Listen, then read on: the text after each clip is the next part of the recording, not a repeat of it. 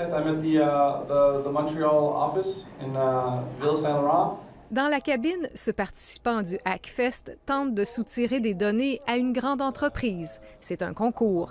Il y en a une dizaine du genre pendant le Hackfest, la grande messe de la sensibilisation à la sécurité informatique, qui est d'ailleurs fort courue. Cette année, on est à 1400 personnes environ.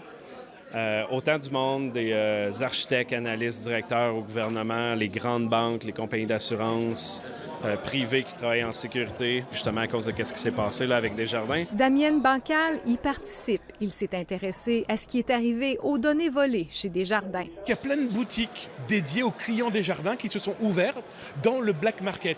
Et que vendent les pirates? Pour certaines sommes, ça peut aller de 30 cents à plusieurs centaines de dollars selon le client. Eh bien, c'est l'identité, c'est l'adresse, c'est le téléphone, c'est éventuellement les accès. Il a d'ailleurs élargi ses recherches aux risques que courent les ministères et organismes québécois. Il a présenté une conférence sur le sujet. Je me suis dit, tiens, je vais regarder ce qui existe du côté du gouvernement du Québec.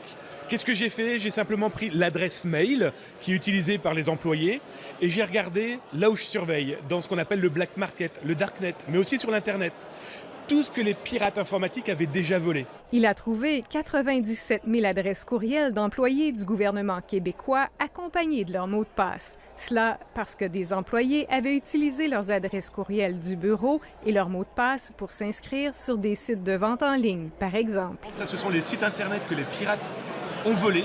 Soyez sans crainte, il a mis le gouvernement au parfum. Les spécialistes présents ici s'entendent tous pour dire que toutes les organisations doivent revoir leurs mesures de sécurité et protéger leurs données. On est vraiment en retard. Ça fait des dizaines d'années qu'on parle de ça. Il faut éviter que ce genre de simulation ne devienne réalité. Ici Guylaine Bussière, Radio-Canada, Québec.